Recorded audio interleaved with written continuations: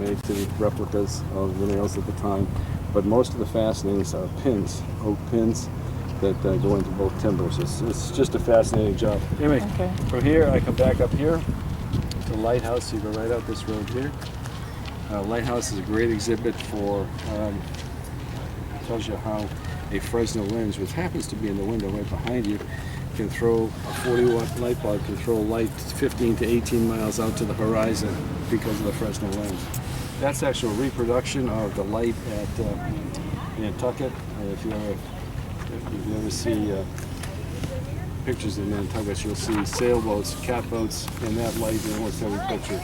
This is the Joseph Conrad Danish training vessel. 1905, it was cut in half in the Copenhagen harbor by a French freighter. There was a full complement of cadets, naval cadets on the boat, and their parents were waiting to see them come back.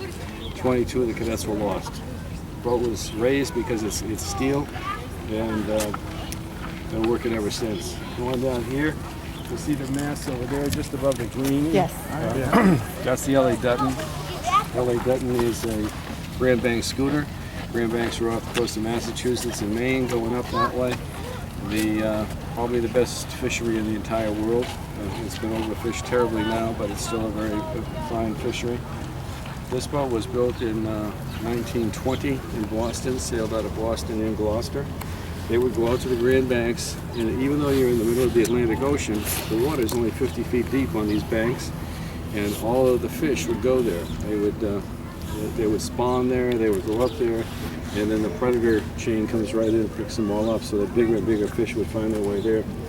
They would drop an anchor, put the guys overboard, and a 14-foot door. You'll see that door on the deck. 2,000 baits, 2,000 hooks, tow them to fish all day, and hopefully at the end of the day not catch too many fish that they sink, or that they can't find their way back to the boat.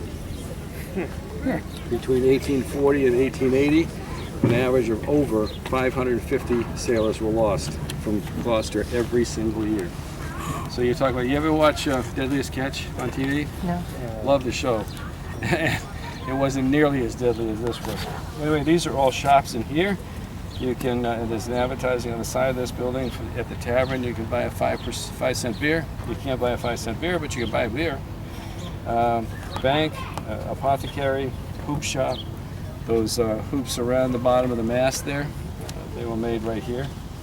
Other shops, candle shop, the smithy shop, the carving shop, the barrel shop, all located in here. This is a chapel, the schoolhouse, general store over here. These buildings, by the way, are air conditioned, so when it gets too warm to be walking around out here, you go visit them for a while. First 2 floors, lots of maritime artifacts and lots of videos on the fishing industry, the whaling industry, and the shipping industry. 47 is my very favorite. It's figureheads, darkened building, beautifully painted and lit figureheads in there, and also air conditioning. Great art exhibits in here, small boat exhibits here. The planetarium's here. Next show is at 2 o'clock if you want to take a planetarium in. Lots and lots of stuff, more small boats here. This unusual building is where they made rope. Back and forth, the long lengths of rope. Lots and lots of stuff to see in every building. If you find something you're interested in and want to learn more about, come on back here and I'll point you in the right direction. Okay, All right, great. thank you. Okay? Thank Have a great you. time. Thanks for coming.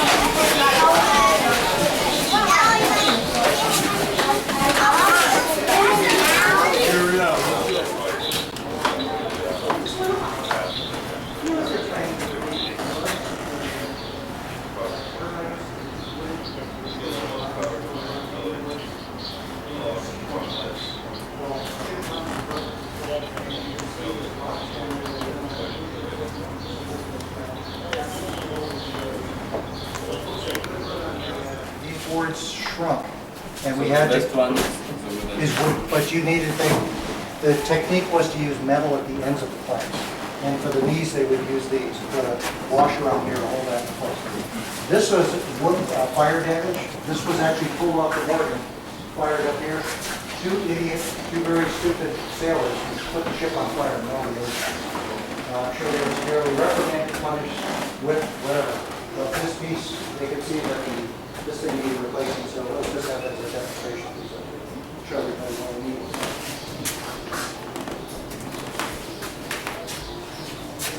You're welcome. Any questions on anything or what you're looking at out here? You want to point on this model? What are you looking at? Okay.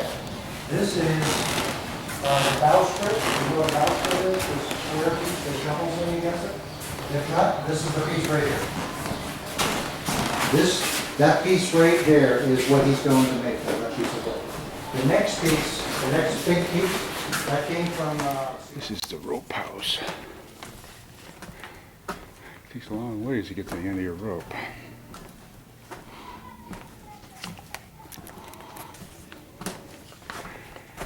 Let's see.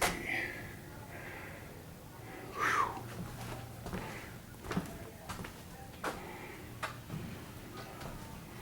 You got the end of your rope yet? I think so.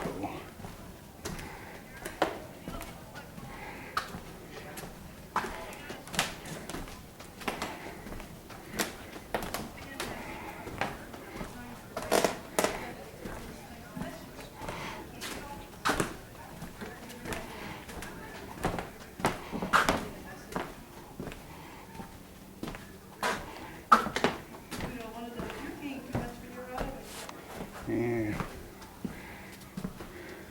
Rope. Where are you? Was you never down on that strand? We're bound for Rio. Oh, hello. Welcome to the lighthouse. You're standing in a full-size replica of Nantucket's Bright Point Light. Cozy, isn't it? Why so small? Come with me. 250 years ago, sailors didn't have GPS devices. Getting into harbor while avoiding sandbars was like navigating an obstacle course. So, the people of Nantucket built the nation's second lighthouse. It didn't need to be seen from far away, so they kept it small. Which was lucky, because fire, wind, and water took a toll. This lighthouse has been rebuilt 8 times, a national record. And while we're talking records, check these out. First lighthouse in recorded history, Alexandria, Egypt. It stood more than 400 feet tall. Our nation's first lighthouse, Boston Light. The West Coast pioneer, Alcatraz Island Light in foggy San Francisco Bay. Earliest lighthouse to go electric, the Statue of Liberty. Last manned lighthouse built in America, Charleston, South Carolina. Also, the only one with an elevator. And country with the most lighthouses, the United States. Why all the shapes and sizes? Each site had its own challenges. From mud, sand, ice, rocks, and offshore reefs, to budgets and building materials. If you need a short-range beacon to guide ships into harbor, a small tower and light work fine. But to signal ships further off the coast, a tall tower and bright beacon are just the thing. Rising 201 feet, Cape Hatteras Light is our nation's tallest lighthouse. Wondering why it looks like a giant barber's pole?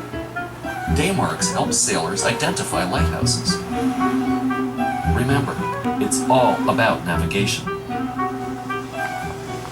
Innovation didn't stop with the buildings. The first fog signal was a cannon at Boston Light. If the fog didn't lift, the keeper had to keep firing every half hour, sometimes for days on end. Fortunately, technology advanced, and fog bells were connected to a clockwork-style system that only needed winding every few hours. Lighting technology took a big leap forward too. Early lighthouses usually depended on a simple whale oil lamp whose light was intensified by silvered reflectors. Then, the revolution, the Fresnel lens. Incredibly bright and more fuel efficient to boot, it debuted in America in 1841. Fresnel lenses came in different sizes. Huge first-order lights were designed to be seen many miles at sea. Smaller sixth-order lenses were built for short-range navigation.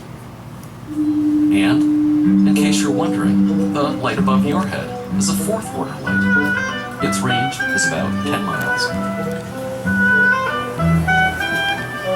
Since 1716, lighthouses along American waterways have helped ships get where they needed to go, supporting trade and saving untold lives.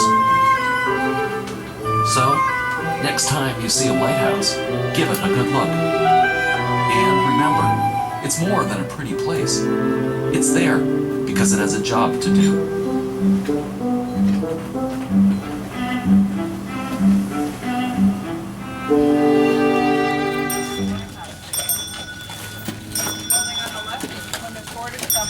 Building used to be 3 times the length you see it today due to the fact that it was too long.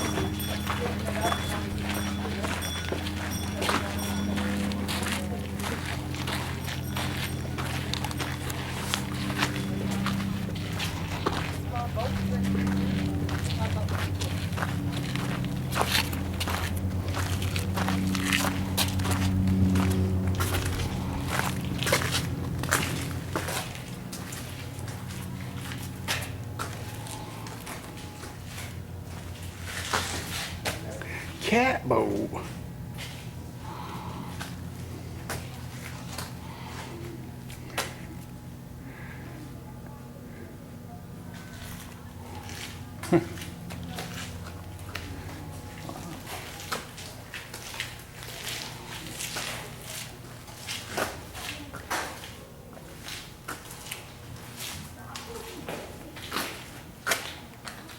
Nettle, Buzzards Bay. This is Henry H. Morgan.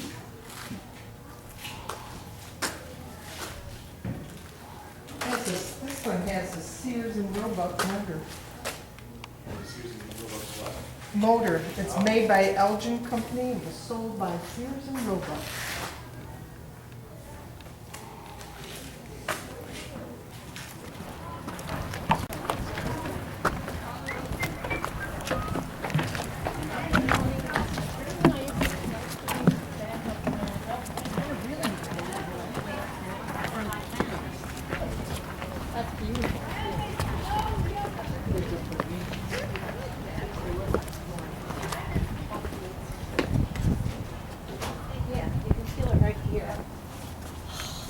Like the cormorant who stands with his wings up, you know? Oh, yeah. That's why he does it, I guess, drying his armpits. Well, anyway, this is, as you could see, where our kids sleep and where they stay all week. And they have 2 sailing lessons a day. They go into the seaport and study history. They climb this rigging. They help our squad with demonstrations. You have to be 10 to 15-year-old, and you have to be a boy or a girl. There's the training house behind us, and the little boats are what they go out in. We don't go out in this at all. This is a dormitory, a learning ship, which it's been ever since 1882. That's what it was built for in Copenhagen, Denmark, and it's still doing what it was built for. And the guy who really started it was Friedrich Staya. He lost his young son at 19. And in his memory, he built this vessel and established a foundation. Now that was 1882. That money is still training kids in Copenhagen. I mean, imagine how big that must have been, and it must be earning money. I want to know what he's doing to invest. What is he investing in? It's really great.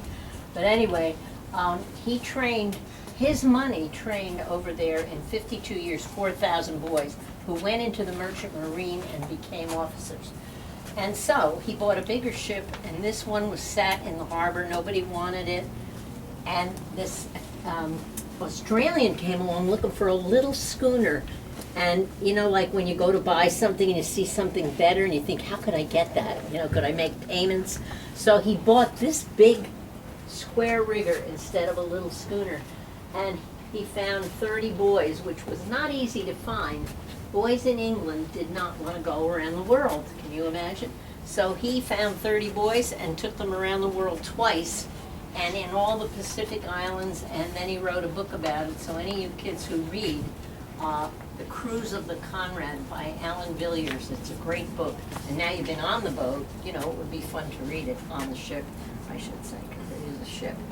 And then he ran out of money, the Australian, and the millionaire Huntington Hartford bought it, and he gave it to the U.S. government when war was imminent. And we used it as a trainer in Florida, and after the war, by an act of Congress, these vessels could be given to nonprofit organizations. So Harry Truman offered it to Mr. Seaport, said, but you gotta keep the tradition going of training kids. And that's why we have sailing camp. We have scouts who do overnights, we have class from schools who come for one night, sometimes two, and then in the seaport they study what they're studying in school. Nice training house behind us. So they have a really good week. They go home tomorrow and a new group will come in Sunday. This vessel is all teak wood and it's made of Swedish iron. So just the two elements there that it's What made is of. this? Those are for, they're just like skylights. I don't know why they don't have the air vents up. You have to do it from down below, but wouldn't you think you'd have some air coming in? They're air vents and skylights. So they raise up from down below. So There's you a spent money to make like wheel. all the stained glass there. Yeah, that's all. And what we would make here are things like door locks for a whaleboat, such as that white one right over here. Jib hanks, for sail various shackles and things like that. And of course, last but not least, the harpoons. Oh, that's the book you're talking about. I don't think it's the same one, but. Oh, well, it says available in the bookstore. Yeah. Well, thanks very much. All right, keep cool if you can. All right. Harpoons.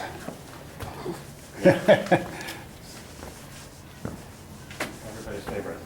Except the whale. Yeah.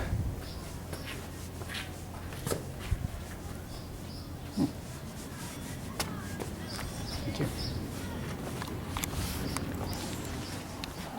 How often would you have to do that, every day? I'm not sure.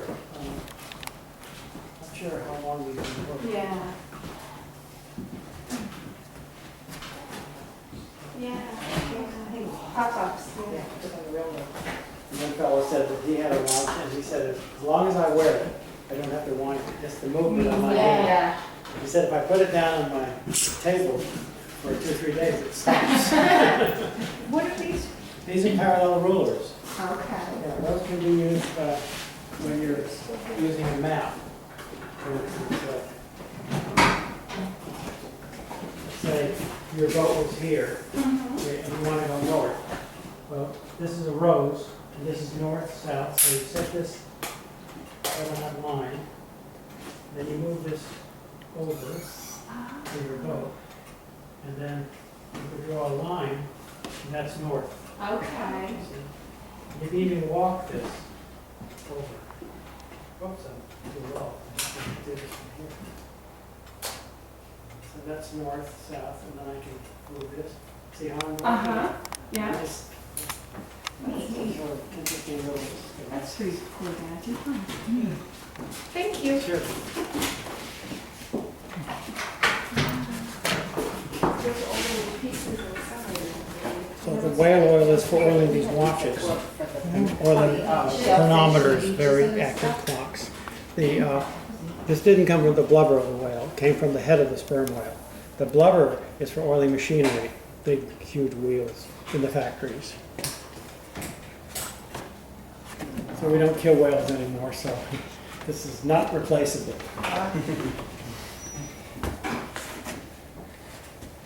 So this compass would be above the captain's bed. You'd want to make sure the ship was going in the right direction.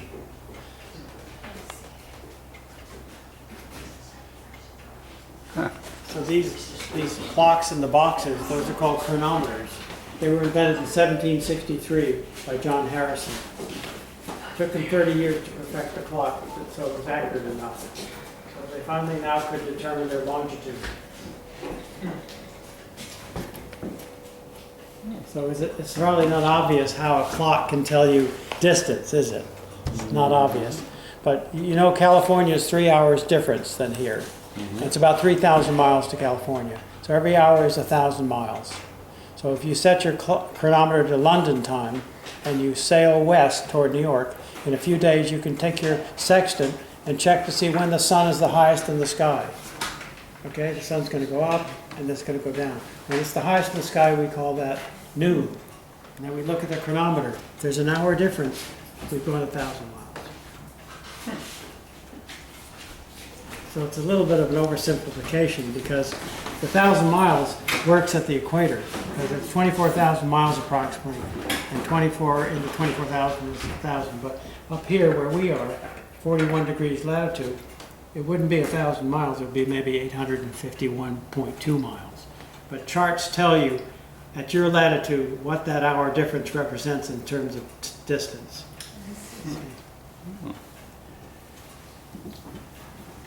Of course, with GPS today, hardly anyone uses the chronometer, but it's good to have it as a backup. That's right.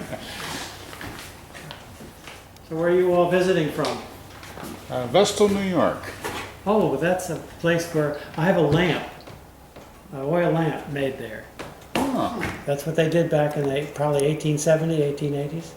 One of those, kerosene, says Vestal, New York on it. really? So you didn't know that they made lamps like that there? No. Been a while ago. Yeah. The people in the museum down there would be interested in that though, because I don't know if they're even aware of it, although they might be. Yeah, Because we have a museum down there. right. So now what big city are you near? Like Binghamton. Binghamton, yeah. Yep. I had a sister who lived in Binghamton. Oh, really? Yeah. Yeah. Well, I how's- tell people that Vestal's a suburb of Right. us. But then he taught at Cornell, which is nearby. Yeah. It's about 40 miles north. Yeah, Kevin originally lived in Ithaca when he got out of college. He lives in Shelton now. Cornell. Yeah, I think it's Cornell. Right. Yeah. One of my favorite pictures I got at a flea market. It shows a house in Albany County, New York, so somewhere around Albany, and it has this big house, and the father and the mother and the two sons, just like your sons. Are these your sons? Yep. And they're standing next to their prized possession, and that's the wagon and the 4 horses. So they had the 2 horses to take from the market. Then maybe the next day they could take the other 2 horses, and that was their transportation. That's right. That's right. Yeah. I love that picture. It just takes you back to when there were no cars, Yeah. no horseless carriages. Yeah.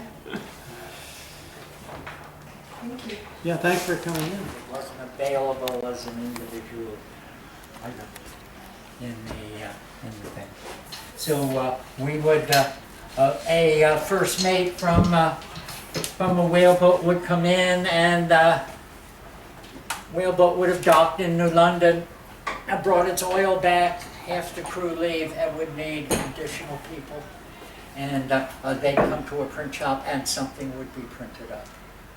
Now, the most of the ones that I see like that also have a boat on it, a whaleboat. And that would be further identification for people, what the job might entail in the thing. So I've got a little bit too much ink all over the place today, because I took this out and ink oozing. But I'm going to end up printing on this press. I'm going to print 500 of these, and I should be able to do that today if I ever get started. And a little bit too much ink, and that means for this point, I'm not gonna pile too many up. Now, this is the Liberty Press 1861. And a good printer would be able to print as many as 800 impressions an hour on this press.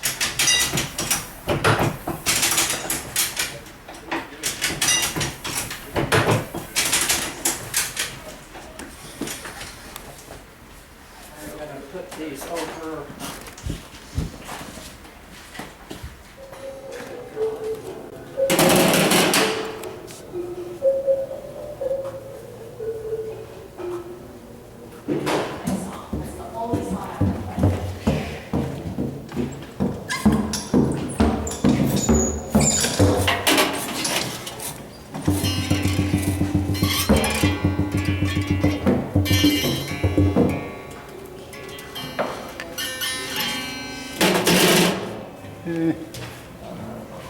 Let's do it two-handed.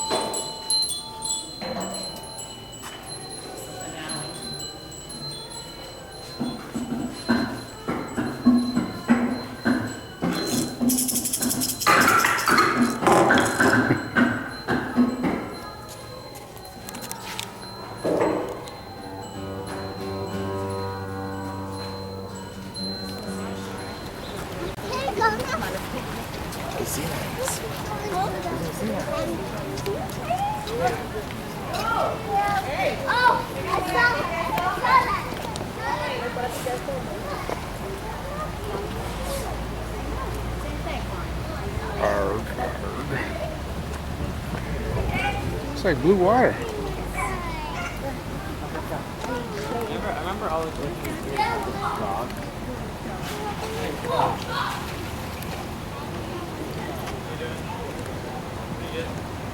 I just want to jump off.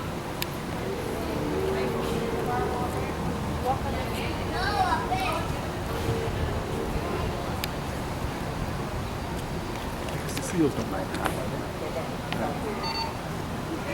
Well, you know, it's jumping in the water.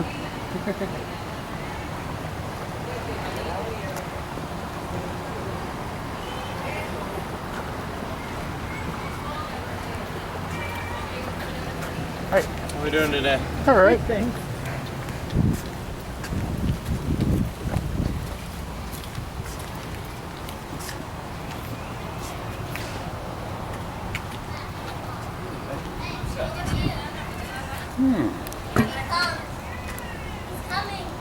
actually see in my viewfinder here. Yeah. Ooh.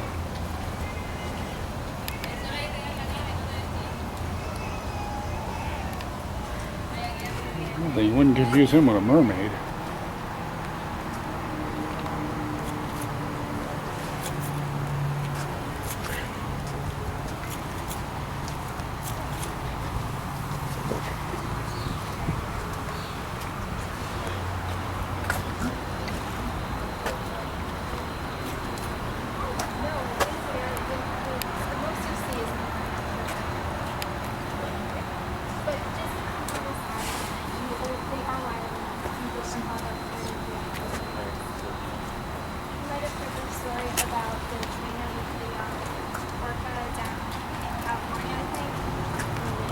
Yeah, and one of the things was for kind of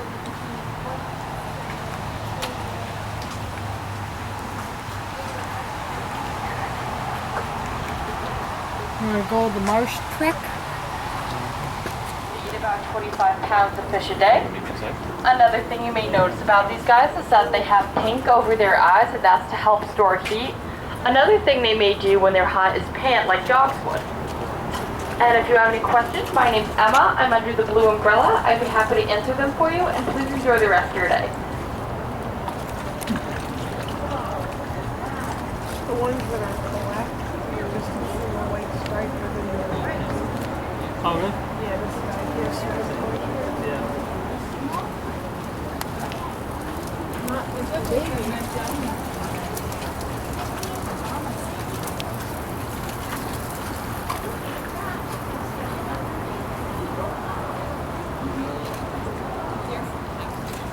She's a little girl. This one is a little girl. She's not wearing tuxedo.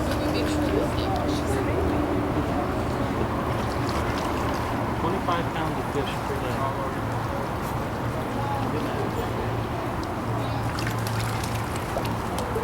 Let's do a break this summer. So here we have Jenny, who is 4 years old, and Boomerang, who is 6 years old. And both of them were rescued from California, considered non-releasable and brought here to the aquarium. How old were they when they arrived here? Just pups. Just pups? Oh. Yeah, not even a year. So they've grown quite a bit since they came in. Oh yeah. So I have right here.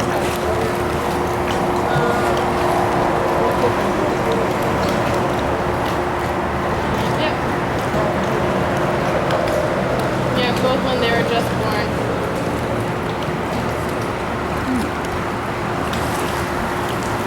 A lot of times what happens with our seals and sea lions that come here, at least with our seals that we rescue, we have our seal rescue clinic, and what happens is the seals they are either injured or abandoned by their hog that they're with. So, sometimes they're abandoned because they are injured and the mother kind of gives up a little bit. So we bring them here and we help get them back to full health. We try to do it with at least with as little human interaction as possible. When they're pups, it's a little bit easier because we can adjust them to kind of move by themselves. And we make sure that before we release them that they can eat without any help from us to get the fish. And then we send them back within just a few weeks, if not about a month, back to the open oceans. That way they have very limited amount of time with us. And they can survive quite well on their own. We do keep track of the seals that come in. So what happens with some of our seals that if they restrand themselves, like say 2 or 3 times within like a few months, there's obviously something wrong with that seal, and they would not be able to survive by themselves in the open ocean. So that's the only time that we would take them in and keep them at a place like an aquarium. So that's what happened with these guys, and also with our Stellar sea lion. Astro, they just keep coming back to land, and that's really not a good behavior that we want. But we have a really good clinic, and obviously, these guys came to us from California, so we're happy to have them. Is it winter in California? No, I'm just teasing. I'd rather be in California right now. It's cooler there than it is here. Yeah.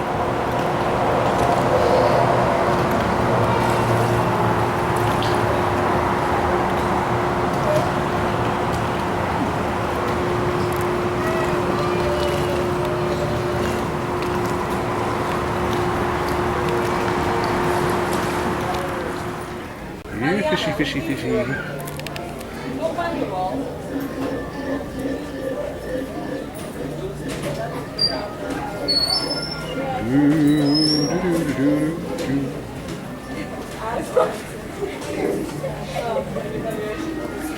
Yeah, I got a few action shots.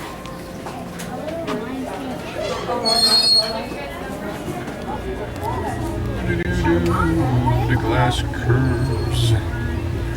Hi there, fishies. Alright. Oh, there we go. So now you're all leaving, huh? Hey, you're not. Stick around. There's an electric eel that wants to see you. Ooh, I think I got some zebrafish. Yeah, she's got stripes. Zebra, zebra. Oh god. Safety information to cover with all of you. First, there are 6 emergency exits in this room. The first one is all the way to your far left, over my right. That's the entrance ramp used to get into the theater. The second one is in the alcove on the corner of the bleachers. The third one is at the top of the stairs, up there by Deb. The fourth one is at the other set of stairs, up by Peter. The fifth one is in the alcove to your right. And the last exit is the only exit we'll ask you to use as you leave the theater, all the way to your far right. Please remain seated throughout the entire show. When exiting the theater, please make sure to use the appropriate aisle stairs. And when you leave the theater, please do not lean on or over the pool railing. That's for the health and safety of our inmates. Thank you for your attention and cooperation. Now sit back, don't forget to take a deep breath, and enjoy the show.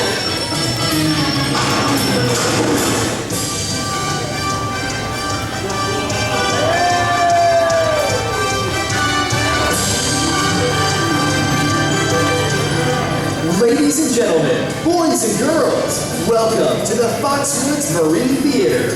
Please put your hands together for your sea lion trainer for today's show, Kristen Waddell.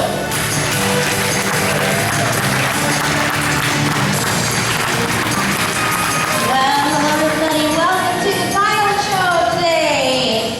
We're very excited to have you with us because we're going to have some fun learning about California sea lions. Today we're going to learn about some of the differences between sea lions and seals, how well adapted they are for a life in the open ocean, and even how they're helping out researchers at the United States Navy. But before we do get into that, I want to introduce you to the stars of our show. Let's see if we can meet them. Our first sea lion is going to be, well, he's hard to miss. He's sitting near center stage, over 700 pounds. His name is Coco. He's definitely large and in charge. Let's see if we can give him a great big round of applause.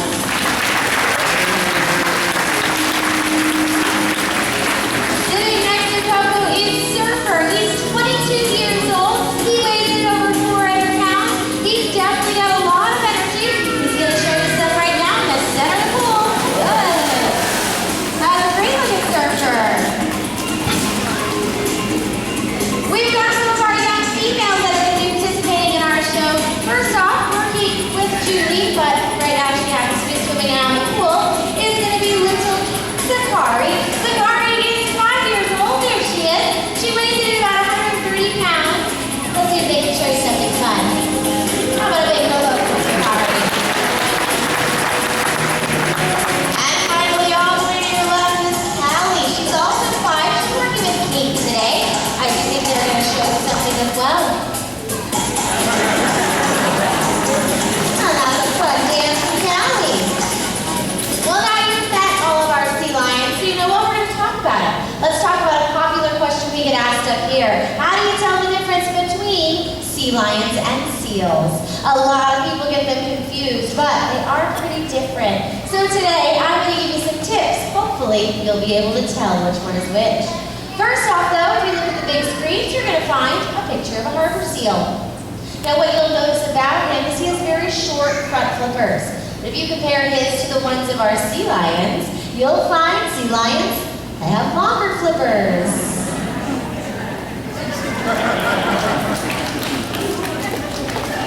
Coco is completely ignoring me. He's even shutting his eyes so he doesn't have to look. All right, you know what?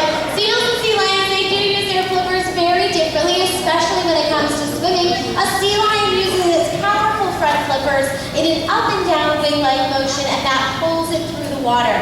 So we're gonna see if maybe Callie can help us out. She's gonna show us just what it looks like when a sea lion swims across the pool. It's a great show for you guys. Let's see if she can do it. That's actually not it at all. There's an amazing porpoise from Callie. However, she's supposed to show you what it looks like when a sea lion speed swims across the pool. So we're gonna see if we can try this with Surfer. He's generally pretty good at it. Let's see if he can show you what it looks like. Here we go. There we go.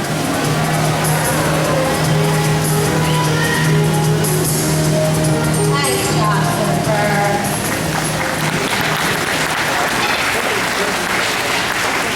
Now out in the open ocean, a sea lion like Surfer could reach top swimming speed of up to 25 miles an hour, only using those front flippers.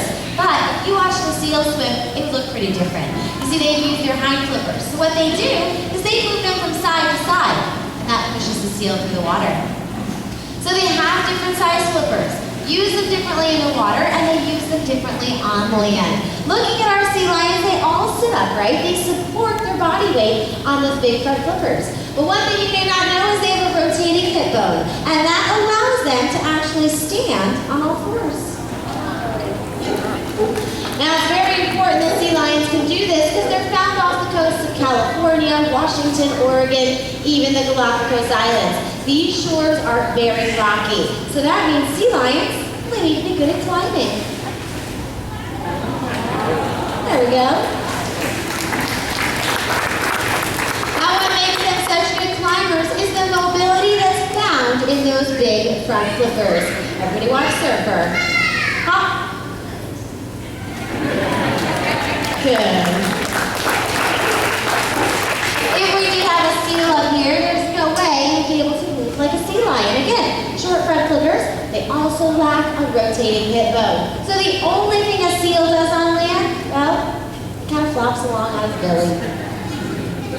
So the next time you're trying to figure out if you were looking at a sea lion or a seal, think about the size of those animals' flippers and how he's moving on land and in the water. You'll be able to tell which one is which. Now we're talking about how perfectly adapted sea lions are for their environment because they're excellent hunters. One reason is because they have an extremely flexible neck. It's so flexible, they can even touch their nose all the way to their spines. Just watch Sakari.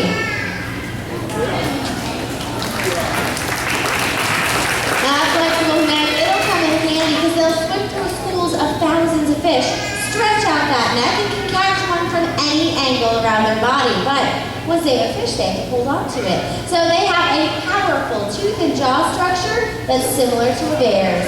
It is a big mouth filled with big sharp teeth. And we're going to see if all of our sea lions can show you how ferocious their teeth are, especially little Sakari, who's going to be out on the floating island. This is a brand new behavior for her. Let's see if she can turn and face all of you.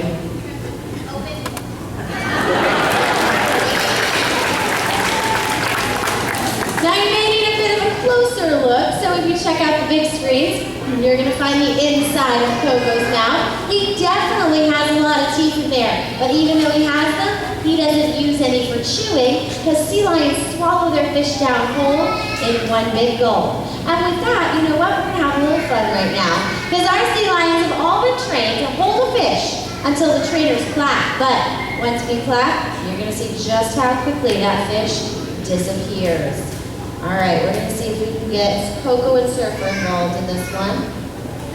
I can find a whole fish for Surfer.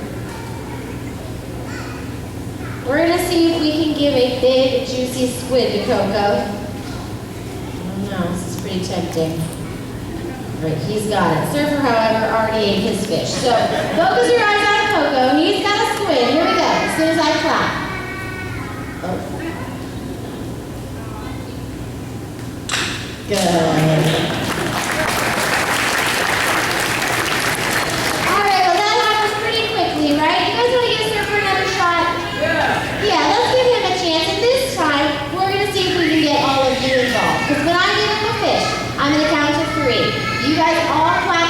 together one time. We're gonna fake a clap here on stage. Let's see if he eats the fish for you or if he waits for his trainer. Now he is supposed to wait for me. We'll see how he does. He's headed out to that floating island with it, so you can keep a very close eye on him. Let's see if he makes it out there. He has it, so warm up your hands. 1, 2, 3. Look at that. He is still holding on to that fish. Can he wait for me? Good.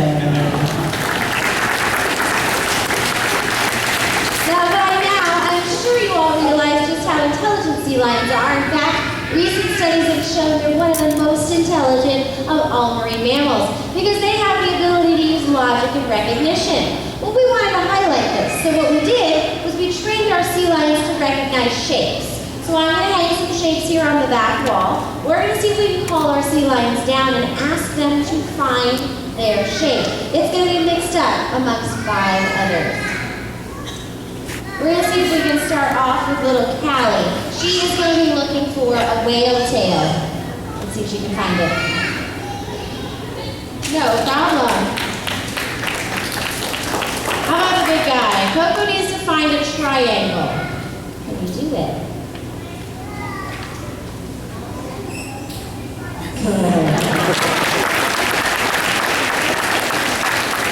Sicaria's shape is the fish.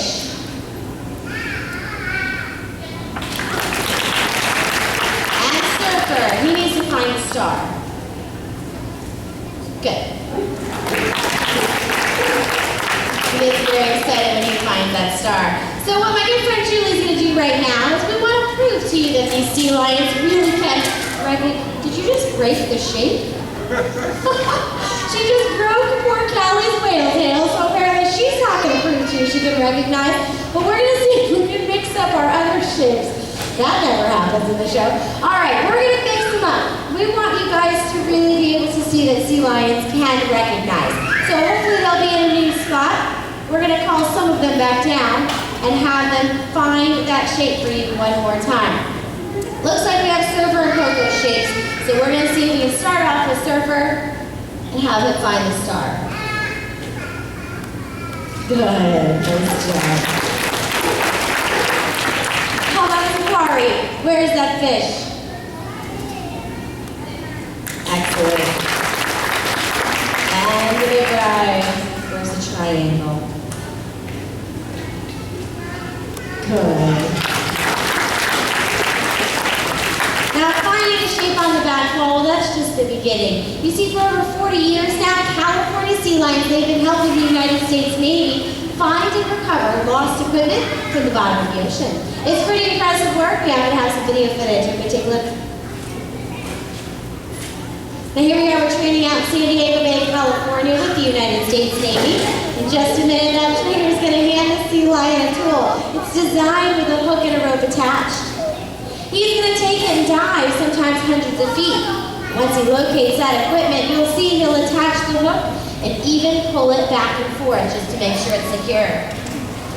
And the Navy staff simply pulls the equipment out by the rope. Now, it's not just because of their intelligence that they work with the Navy, it's also because they're very agile. And that means that they move well on land and in the water. So let's have some fun. We're going to wrap up our show highlighting the agility of our sea lions. Sit back, relax, and enjoy.